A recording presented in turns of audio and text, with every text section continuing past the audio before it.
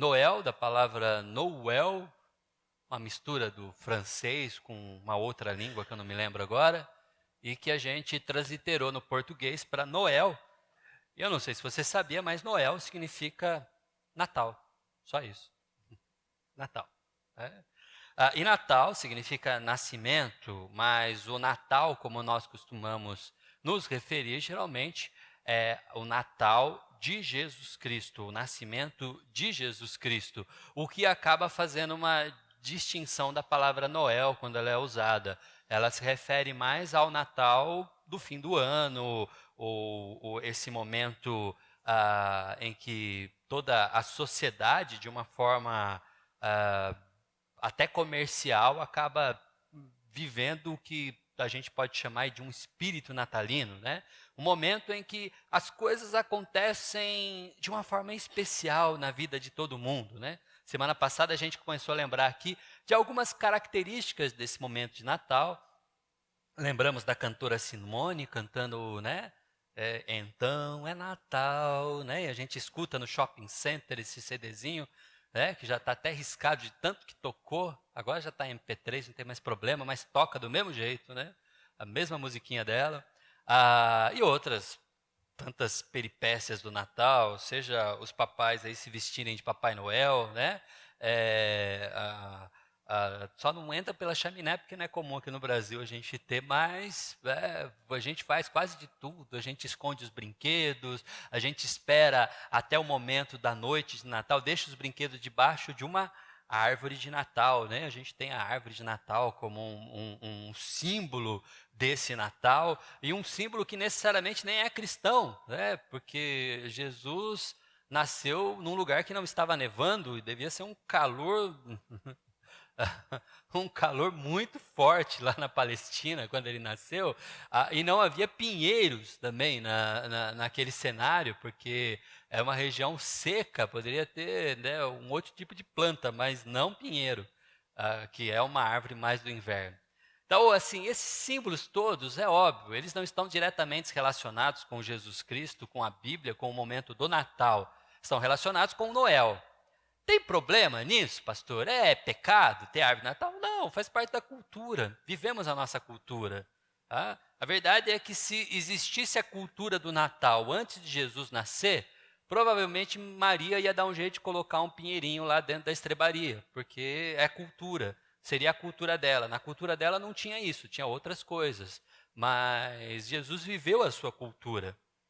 Nós também vivemos a nossa. O que nós não fazemos é transformar isso em uma religião, só isso. Mas temos aí árvore de Natal. Aqui quem tem árvore de Natal? Deixa eu ver. Quem? A Dona Braulia tem árvore de Natal. Muita gente tem árvore de Natal, né? Ano passado eu não tive árvore de Natal porque foi mudança e com mudança a última coisa que a gente pensou foi em decorar a casa para o Natal. Quem aqui pendura luzinha em casa? Natal, deixa eu ver, Luizinha. Vamos ver, vou lançar um desafio, tá bom? De você tirar foto da sua casa com as luzes de Natal, tá bom? E a gente começar a compartilhar nos grupos para a gente ver qual é a casa mais iluminada, tá bom? A casa mais iluminada, cadê? Casa mais iluminada vai ganhar um bombom aqui do Chá das Mulheres, que está aqui já há 2 meses aqui, está até sequinho o bombom, mas a gente dá de presente, tá bom? Eu quero ver qual é a casa mais iluminada. Mas o que essa série está tratando é que esse período chamado Natal, o Noel, ele acaba se encarregando de também produzir uma série de sensações no meio da sociedade, né? Ou seja, nesse período, o comportamento social passa por uma certa mudança. Ou seja, tudo parece que muda para melhor. Tudo fica um pouco mais assim, né? As pessoas ficam mais gentis na época do Natal. Na hora que você vai lá na lotérica pagar suas contas lá, né, a gente dá licença para as pessoas. Não, não, pode ir na minha frente, não tem importância. A gente fala Feliz Natal, a gente deseja Feliz Natal para as pessoas. Há uma comoção, né, no ar. Tudo bem, eu estou exagerando, eu sei. Mas que há, né, existe. O que se diz? É Natal, né? Vamos deixar. Né, é Natal. Perdoamos mais o Natal. Né? A gente suporta um pouco mais aquelas coisas que nos incomodam. Por quê? Por quê? É Natal, afinal de contas, né?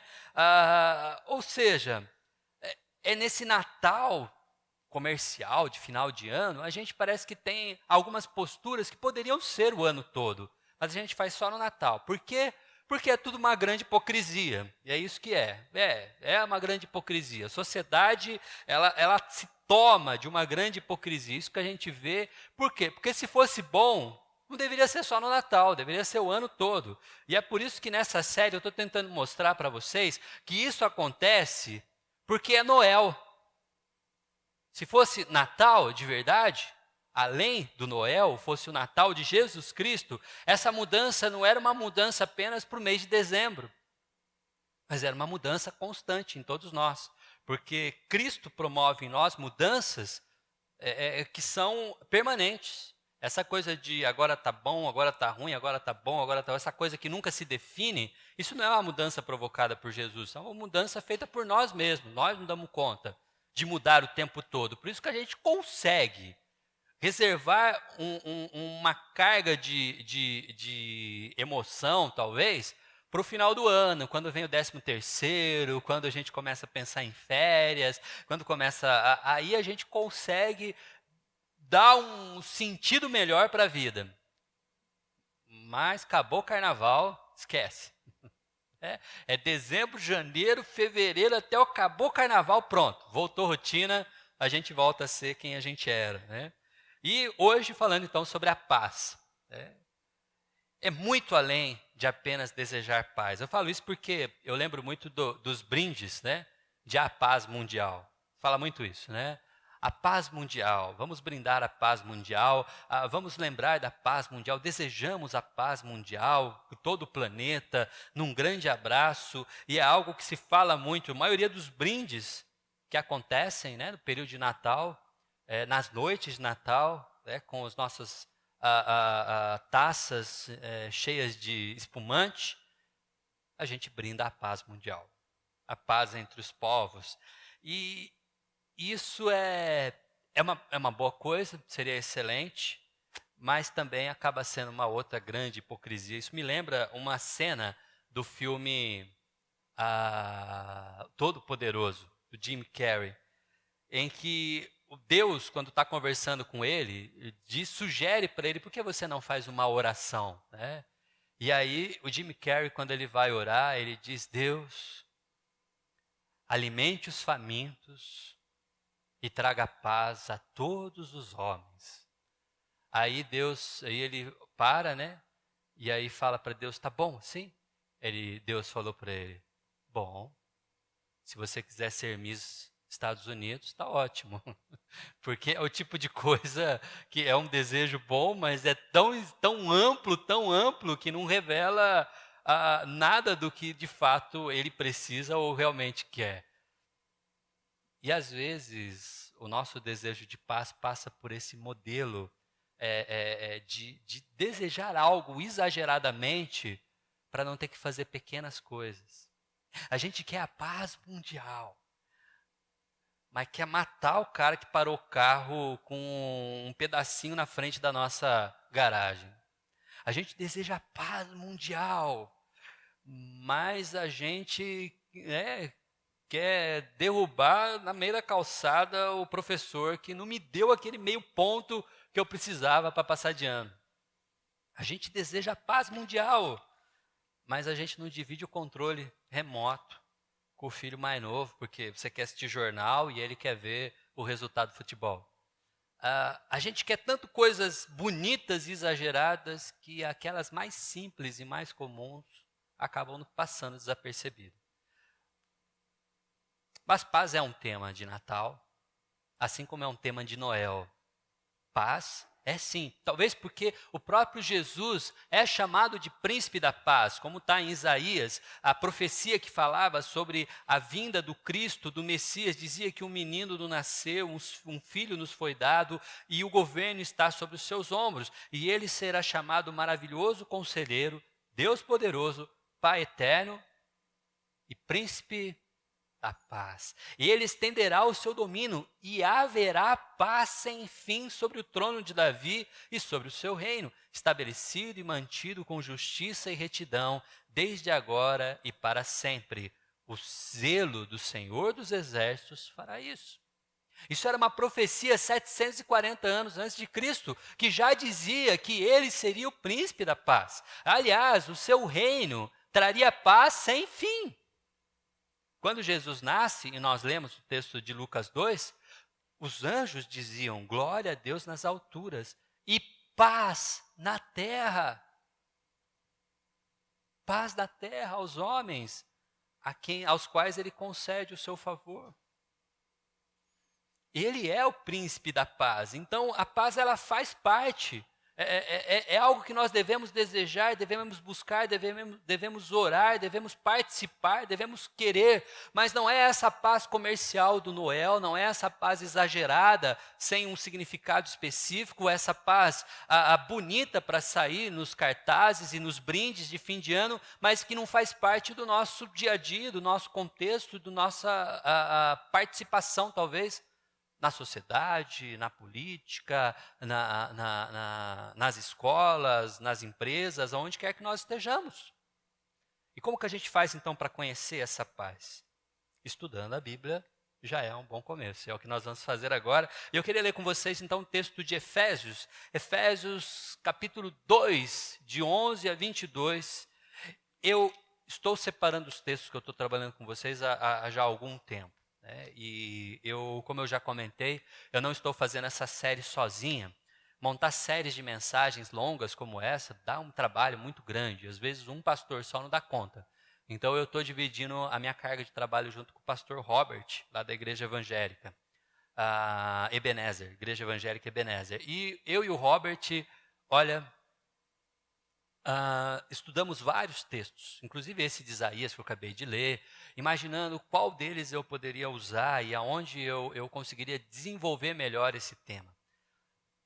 Quando eu cheguei em Efésios, quando eu li esse capítulo de Efésios, eu fiquei até bravo comigo mesmo, que eu não sei porque que eu demorei tanto tempo para chegar até nesse texto, devia ter lembrado nele antes, porque ele é perfeito. Efésios, quando Paulo está escrevendo essa carta e chega nesse capítulo, a partir do versículo 11, ele está falando sobre o príncipe da paz e está falando sobre a paz. E ele trata isso de várias formas diferentes para a gente poder desenvolver nessa manhã. Eu sei que Paulo não fazia a menor ideia de que eu ia preparar uma série sobre esse tema, mas ele acertou em cheio quando escreveu aos Efésios e nos falou acerca da paz a partir desse capítulo. Leia comigo, aliás, acompanhe essa leitura e reflita comigo. Portanto, lembrem-se de que anteriormente vocês eram gentios por nascimento e chamados incircuncisão pelos que se chamam circuncisão, feita no corpo por mãos humanas, e que naquela época vocês estavam sem Cristo, separados da comunidade de Israel, sendo estrangeiros quanto às alianças da promessa, sem esperança e sem Deus no mundo. Esse é um estado de antipaz. Um estado de não paz é viver sem Deus. É incrível, mas muita gente tenta trazer paz de todas as formas. Na sua casa, entre familiares, entre pessoas queridas, na rua onde mora. Toda tentativa humana de trazer paz nunca trará uma paz verdadeira. Sem Deus, não há paz. Longe de Deus não há paz. Mas agora, em Cristo Jesus, vocês que antes estavam longe, foram aproximados mediante o sangue de Jesus, pois Ele é a nossa paz. Longe de Deus, sem paz. Com Deus, paz. Ele nos aproximou e Ele é a nossa paz, o qual de ambos fez um e destruiu a barreira, o muro de inimizade, anulando em seu corpo a lei dos mandamentos expressas em ordenanças. O objetivo dele era criar em si mesmo, dos dois, um novo homem, fazendo a paz.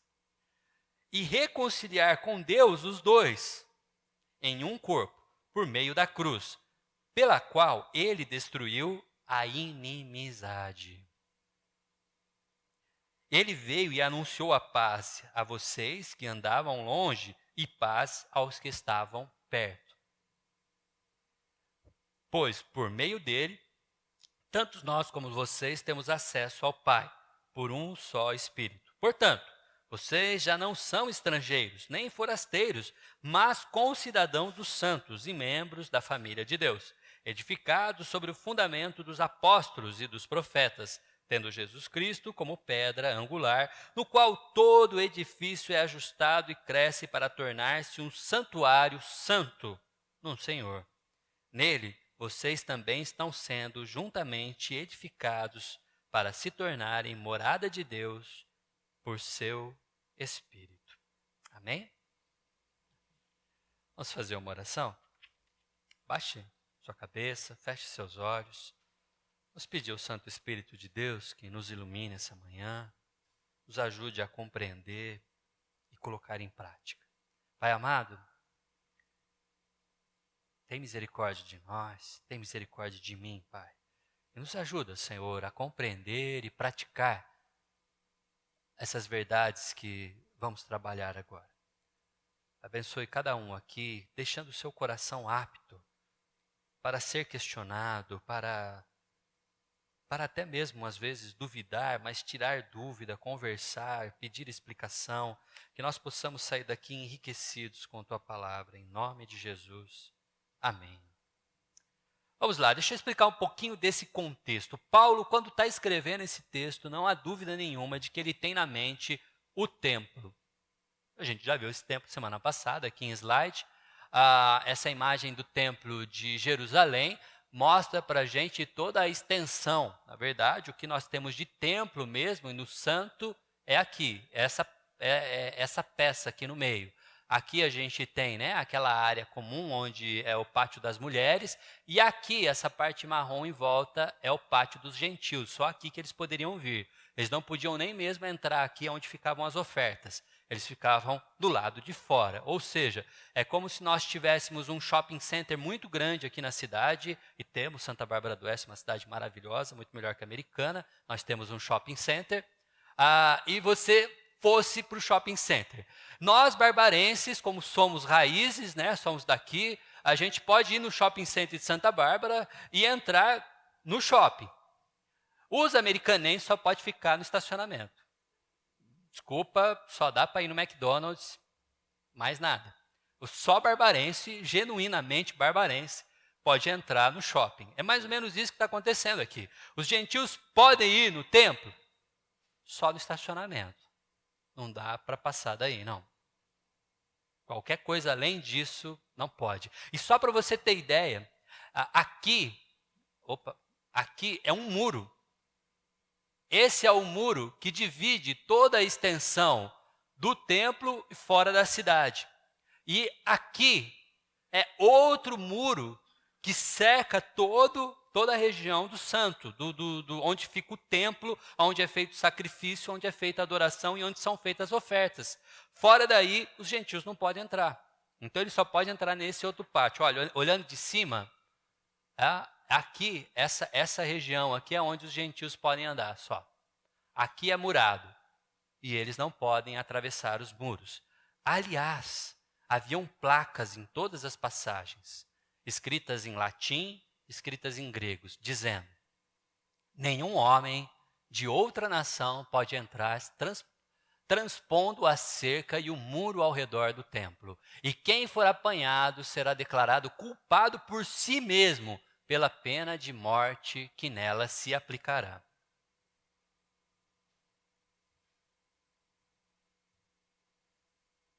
Aí o rapaz de Americana está lá no estacionamento do shopping. Fala, eu vou entrar aí, que não quero nem saber. E sai de lá preso. Mais ou menos isso.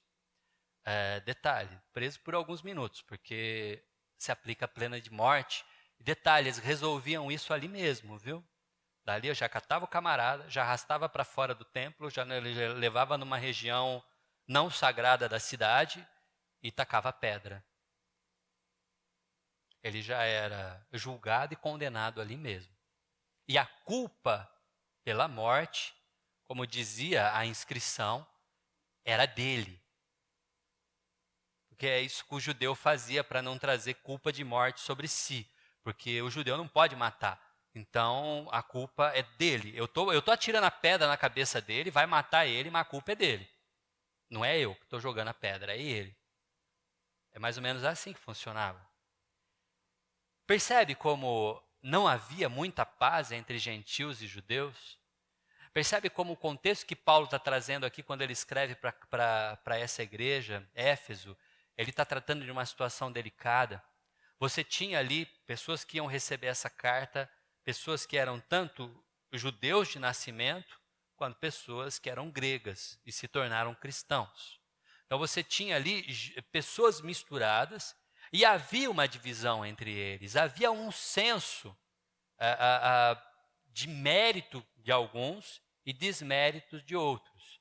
Por exemplo, o judeu, ele se sentia mais salvo, talvez, porque ele já vinha da herança de Abraão.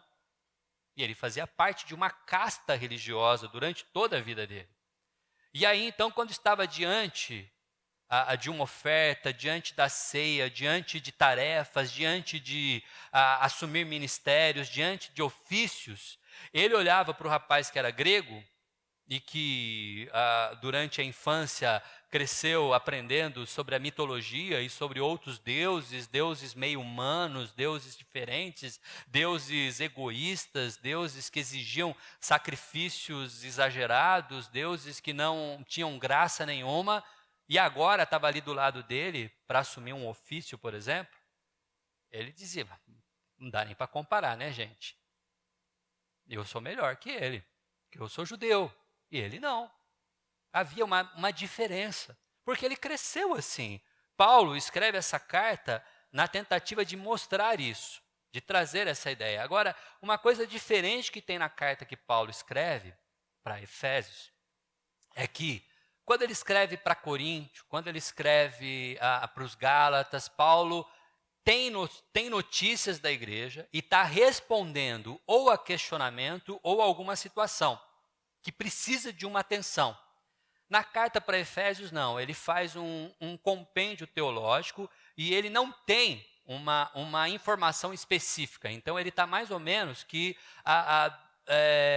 dando uma relembrada em todas as coisas que ele já tratou ou diretamente, por período de 2 a 3 anos que ele permaneceu ali, ou através de pessoas que ele ensinou, que agora estavam ali. Então, ou seja, ou o ensino veio por ele ou por alguém que ele treinou, mas o fato é, agora eu preciso dar uma conversada com vocês acerca de algumas questões. E dentro dessa carta ele traz todos esses assuntos. Aqui no capítulo 2, 11 em diante, ele vai falar sobre essa distância que um povo tem do outro e vai trabalhar um pouco disso. Por isso que a primeira observação que eu quero trazer, a primeira questão que eu quero dividir com vocês, quando a gente trabalha esse texto, é justamente falando acerca da inimizade que havia entre esses dois. E Paulo vai tratar isso já diretamente no início do texto.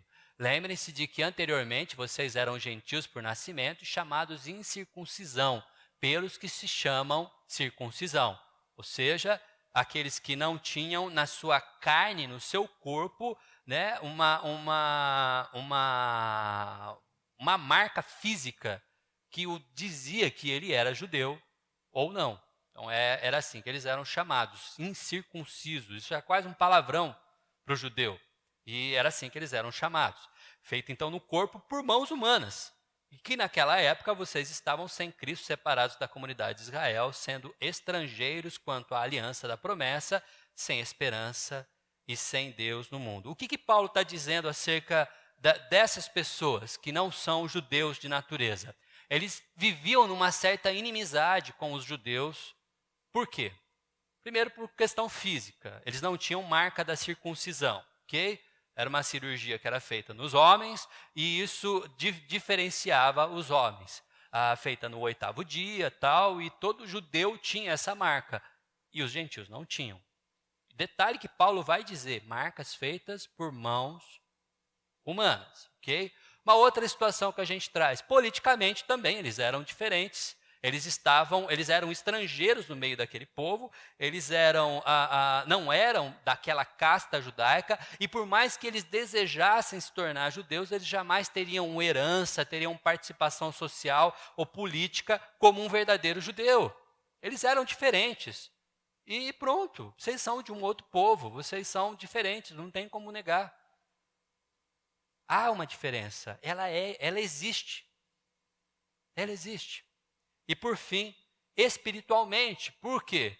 Porque o legado do judeu era apresentar Yahvé. Esse era o legado do judeu. Era a promessa que Deus havia feito a Abraão, através de ti eu abençoarei muitas nações. Ou seja, o judeu era o caminho por qual essa bênção iria percorrer, chegando até todas as nações. O que aconteceu de uma forma magnífica e acabada em Cristo Jesus. Mas o fato é, o judeu, desde que era judeuzinho, né, um talmudezinho, estava lá aprendendo lá, na sinagoga, aprendendo em casa, ele crescia sabendo acerca do Deus Yahvé. Ele crescia aprendendo a Torá, aprendendo sobre a lei, aprendendo sobre os profetas. Ele tinha noção de quem era Deus. Ele tinha uma exata percepção do quão distante ele estava de Deus. Então havia todo um crescimento religioso e espiritual na vida do judeu, que não acontecia na vida dos gentios. Eles não tinham esse conhecimento. Eles não sabiam quem era Yahvé, não sabiam acerca dos 10 mandamentos, não sabiam quem foi Davi, eles não tinham isso, isso não fazia parte da sua escolaridade, não fazia parte da sua rotina, não fazia parte do seu dia a dia. E isso, de certa forma, trazia uma diferença. Mas ainda, e aqui o apóstolo Paulo talvez esteja tratando um pouco, pelo menos é a observação que a gente tem, é de que o próprio Cristo entendia que Deus havia vindo primeiro para os judeus. É por isso que Cristo, durante o seu ministério, embora ele tenha dado aberturas, em nenhum momento ele fez uma missão para trabalhar com os gentios. Ele só trabalhou com os judeus. É a partir da sua morte, do seu sacrifício, que a gente tem uma mudança de panorama. Mas até aqui, ou até esse momento da história, apenas os judeus tinham esse conhecimento e essa percepção. Eles tinham o sacerdote, eles faziam ofertas, eles tinham essa ligação com Deus através do templo. Então, o gentil era diferente em todas essas áreas e essas diferenças precisavam ser colocadas, e Paulo faz isso. É óbvio que aqui a gente está falando exatamente da casta judaica e dos não-judeus. Mas nós podemos trazer e aplicar isso para os nossos dias. Uma casta presbiteriana, calvinista, tradicional. Somos, exatamente sim, somos. Com os nossos valores, com os nossos usos e costumes, com a nossa cultura religiosa. Porque temos uma cultura religiosa, por mais que a palavra ser religioso possa te assustar algumas vezes, mas é uma verdade, nós somos. No sentido bom da palavra, porque fazemos da nossa religião uma extensão do que Deus faz em nós. Somos cristãos, adoramos a Deus. De que maneira? Em comunidade, numa igreja na qual servimos, na qual participamos. Mas existem pessoas que não fazem parte. Existem pessoas que não entendem a nossa cultura. Existem pessoas que não conseguem entender os nossos valores. Como eu disse semana passada, quando eu fui elogiado por a gente ler tantos textos bíblicos na nossa liturgia. Fiquei feliz, mas ao mesmo tempo preocupado. A pergunta é, na sua igreja, o que acontece durante a liturgia? Me preocupa, mas é uma diferença, tudo bem, mas a nossa cultura nos ensina que a palavra de Deus, ela está no centro. E nós cultuamos a Deus a partir da sua palavra. Por isso nós começamos o nosso culto com a palavra. Por isso nós pregamos a palavra. Por isso nós estamos sempre em contato, em constante estudo, reflexão na palavra de Deus. É a nossa cultura. Mas tem gente que não é. Tem gente que estranha. Quantas pessoas durante esse ano entraram nesse templo? Nós não temos muros que separam. Nós deixamos as pessoas entrar. Mas existe um muro da nossa cultura que faz com que as pessoas não penetrem, não entrem no nosso universo presbiteriano. E existe. Assim como havia uma diferença muito específica entre o judeu e o não judeu, existe entre nós, presbiterianos do Brasil, e aqueles que não são presbiterianos do Brasil. Porque tem os presbiterianos independentes que são bem diferentes da gente também. Um presbiteriano independente vem aqui, ele vai estranhar. Algumas coisas ele vai achar comum, outras ele vai falar, puxa, mas é meio estranho. Porque somos diferentes. Há problema nessas diferenças? Paulo, quando ele lê esse texto, ele traz problemas, enfim? Sim, existe. Para eles existem. Os não-judeus tinham um problema muito sério. Acabavam que eles não conheciam a Deus. Não estou dizendo com isso que quem não é presbiteriano não conhece a Deus, por favor, claro que não. Mas vamos dizer então que a cultura cristã, no geral, ela tem esse propósito de apresentar a Deus. E aqueles que tentam conhecer a Deus, muitas vezes, fora da cultura cristã, podem até chegar até Ele. Mas a verdade é que a cultura cristã no Brasil apresenta Deus com clareza. E é uma forma de conhecê-lo. Não é o caminho é Jesus Cristo, mas nós apresentamos a Jesus Cristo. É apenas uma reflexão, uma maneira de pensar. Existe inimizade, talvez? Existe como derrubar muros? Existe como facilitar o ingresso? Existe como facilitar a entrada, a chegada, de que pessoas possam conhecer a nossa cultura, possam conhecer de fato os nossos valores, entender por que a gente lê tanto texto bíblico na nossa liturgia. A nossa liturgia lá no presbiteriano é tão sem graça. Ela é mesmo sem graça, será? Às vezes quando as pessoas me falam isso, às vezes, e às vezes a resposta é, mas a liturgia ela não é feita para ter graça. A minha primeira resposta é essa. O culto não é feito para você. O culto é feito para Deus. A pergunta é, Deus está gostando? E não se você está gostando. Se você está gostando, olha, é legal quando você gosta, mas a primeira preocupação nossa é se Deus está gostando. Por isso, a gente lê textos que Ele escreveu, por isso a gente canta músicas que falam sobre Ele e não sobre mim. É por isso que a liturgia nossa talvez seja um pouco diferente. Então, quando eu entro em questões como essa, o meu convite é, conheça.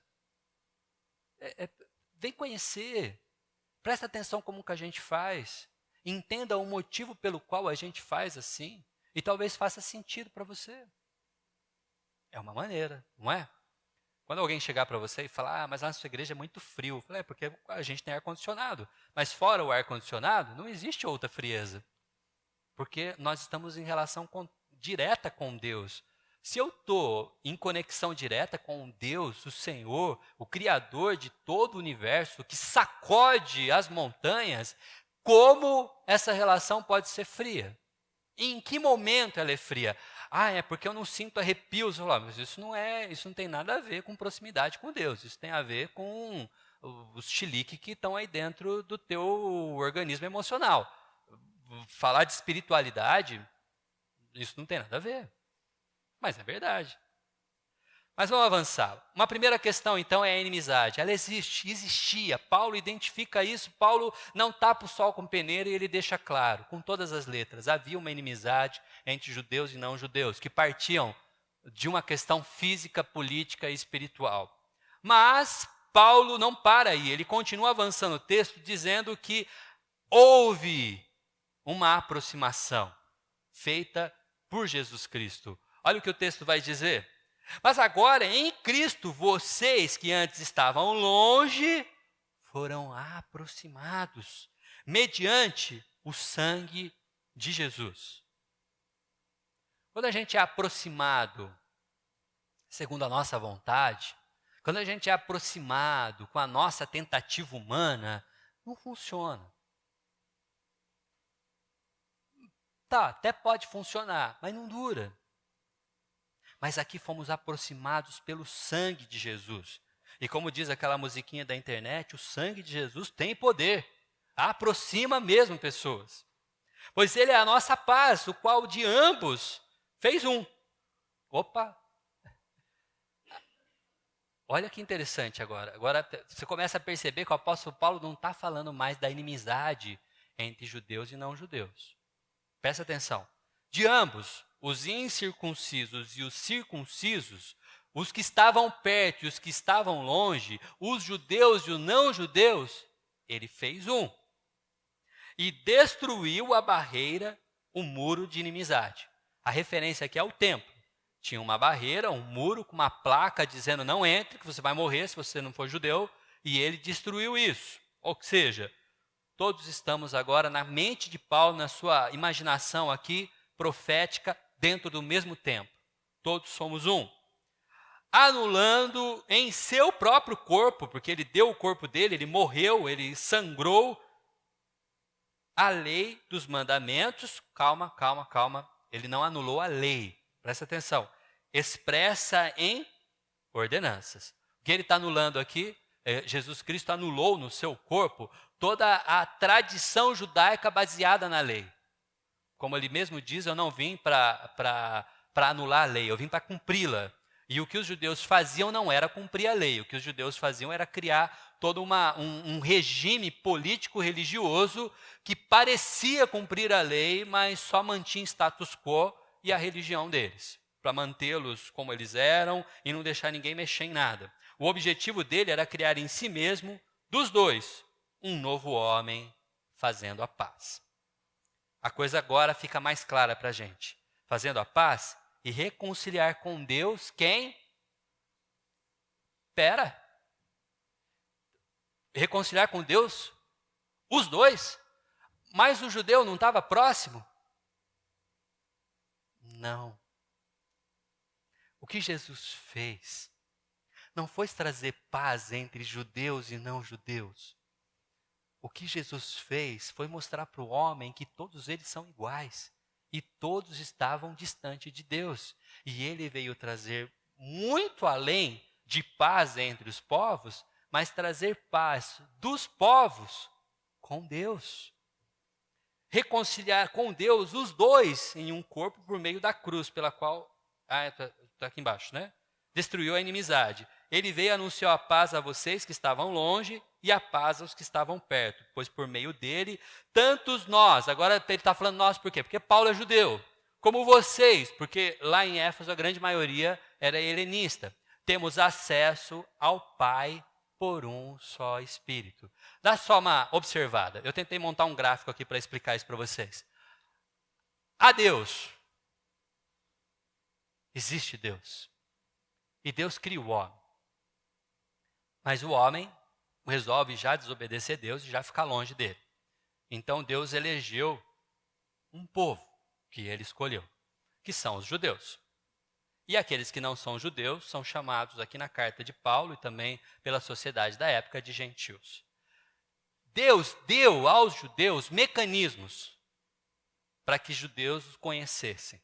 Então, toda a casta espiritual, toda a religião judaica, toda a estrutura do sacerdotal, o templo, todo o regime de vida do judeu o aproximava de Deus.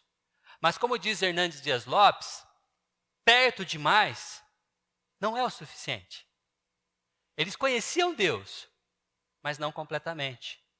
Eles faziam sacrifícios para tentar resolver a sua culpa.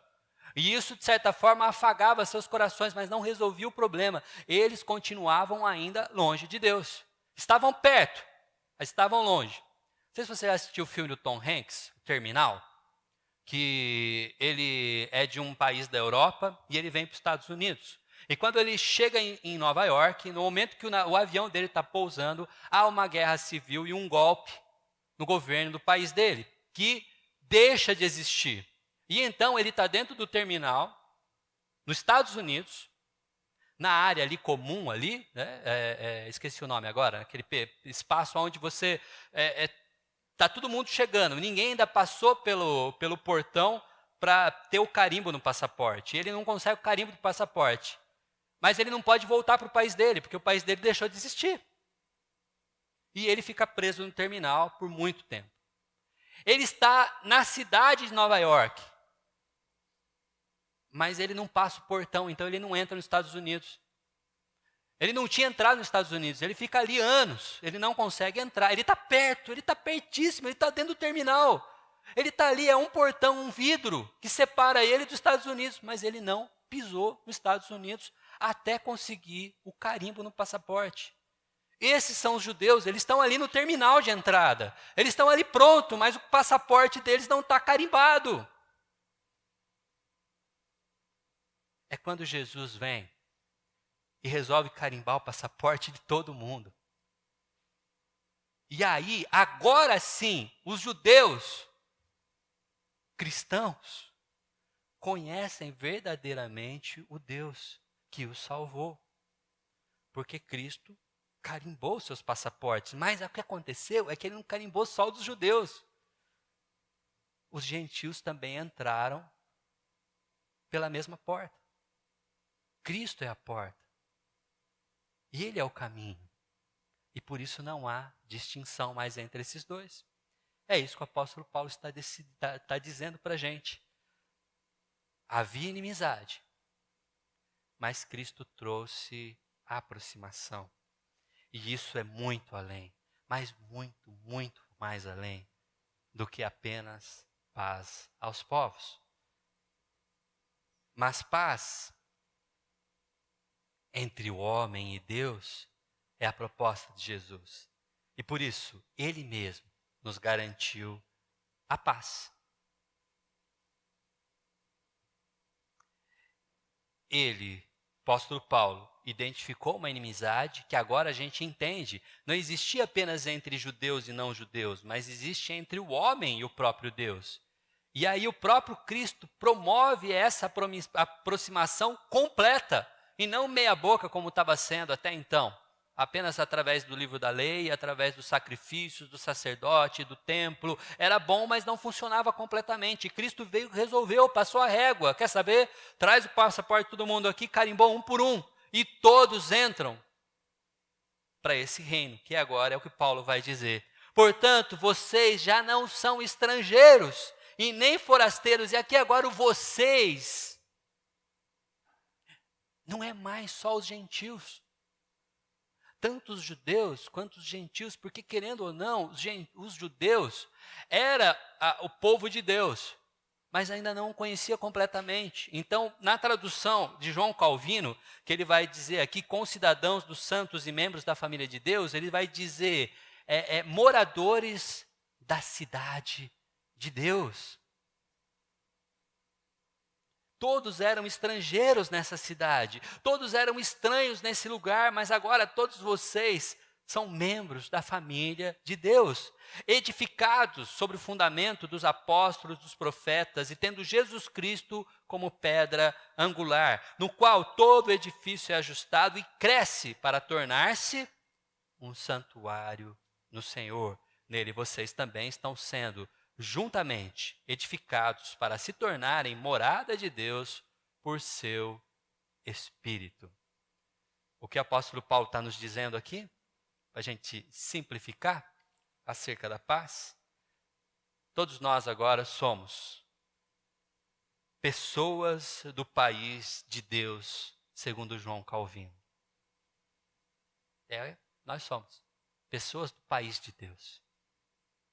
Existe uma morada, existe uma cidade, existe um lugar que é nosso. É o país de Deus. E eu e você somos cidadãos de lá.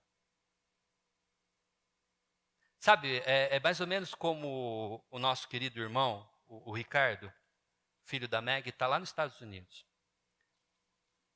Ele está numa terra estranha, por enquanto. Mas ele é cidadão brasileiro. Ele é daqui do nosso país. Ele tem lá o carimbo do passaporte que permitiu ele entrar nos Estados Unidos, mas está escrito lá que ele é brasileiro. Nós estamos aqui como estrangeiros nessa terra, porque a nossa terra é o país de Deus. E deixa eu dizer uma coisa para vocês, querido. Eu oro e peço para Deus para o meu passaporte vencer, porque eu quero voltar para casa. Eu não vejo a hora de Jesus Cristo voltar e peço que Ele volte para nos levar para a sua terra. Lá é o nosso lugar. Lá haverá paz sem fim. Por enquanto, a gente tem paz com Deus, mas todo o restante nesse mundo é um caos. E é difícil de lidar. Fazemos o melhor aqui, pedimos isso constantemente. Mas sabe por que a gente estranha?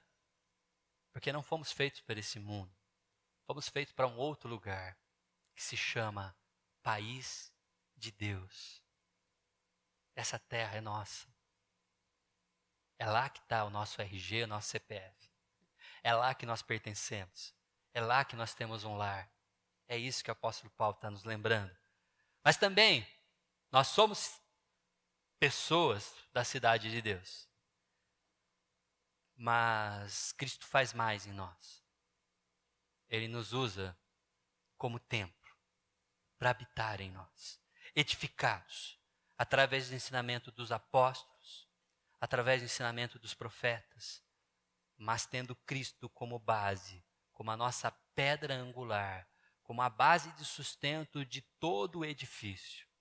É aqui que estamos fortalecidos, fincados.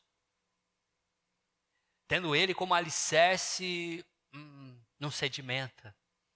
Pode passar um rio embaixo que não tem problema. Ele suporta todo o edifício, toda a estrutura. E é nele que nós temos que estar embasados, sempre. Mas preste atenção. Ele é a nossa pedra angular. Mas ele usa o ministério dos apóstolos e usa o ministério profético para nos edificar. E este momento agora é o ministério profético. É o momento que vocês estão aprendendo, momento que nós estamos lendo a Escritura, e momento que o Espírito Santo está falando conosco. Por isso, não menospreze momentos como esse.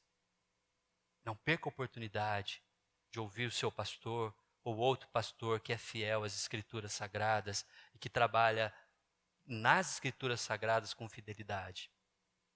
Mas por último,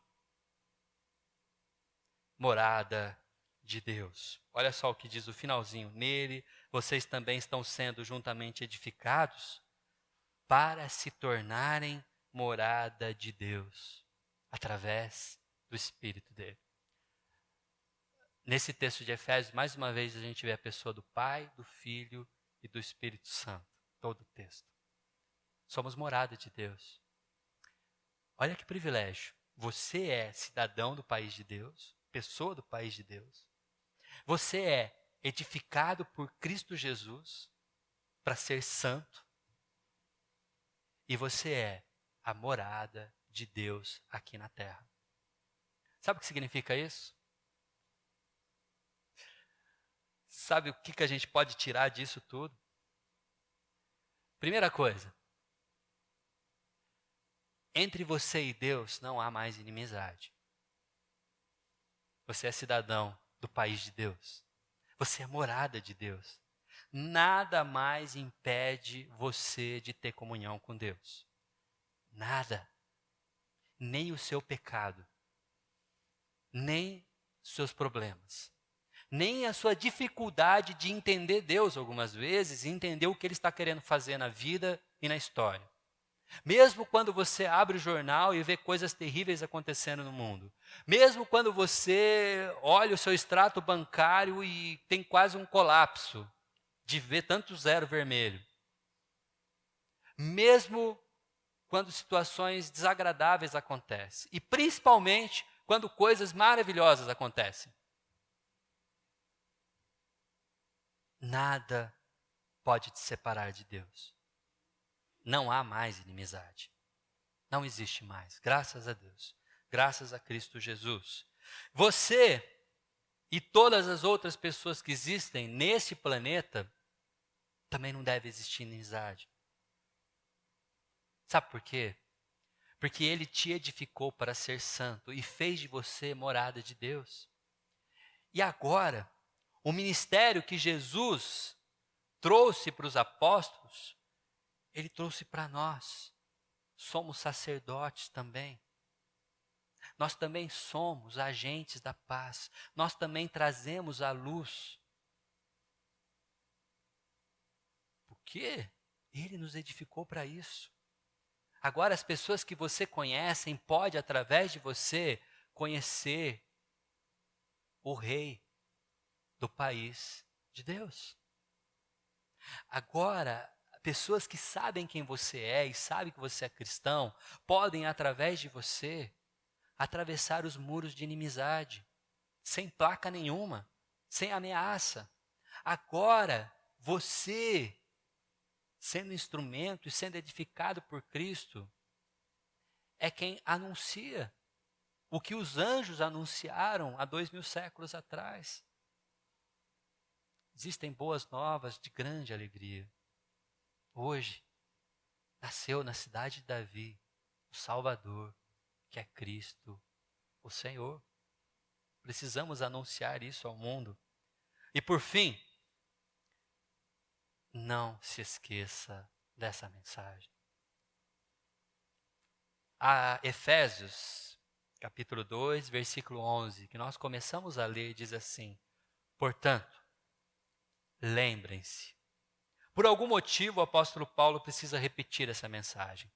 Por algum motivo, o apóstolo Paulo está lembrando as pessoas de Éfeso ou de outras cidades que receberiam essa carta, essa mensagem que já foi falada, que já foi dita, quem sabe pessoalmente, quem sabe através de algum discípulo do apóstolo Paulo. Eu sei que essa mensagem era comum. Essas pessoas sabiam o tempo todo que havia inimizade, que Jesus veio trazer a paz e que todos eles agora eram cidadãos da cidade de Deus, do país de Deus, era um templo, estavam sendo edificados. Isso tudo não era um mistério, mas por algum motivo o apóstolo Paulo precisa repetir essa mensagem. Então é por isso que eu digo, irmãos, lembrem-se dessa mensagem, não esqueça dela, guarde em seus corações essas verdades.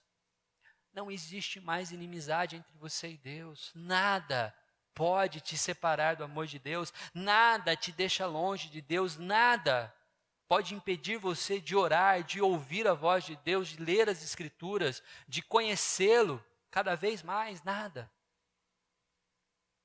Mas principalmente, não existe inimizade. Não é para existir inimizade entre você e todas as outras pessoas desse planeta. Seja elas pardos, ruivos, japoneses, seja brasileiro, argentino, italiano, seja flamenguista ou corintiano. Não, nada pode trazer inimizade entre vocês. Então, seja um agente de Deus. Não esqueça dessa mensagem, amém?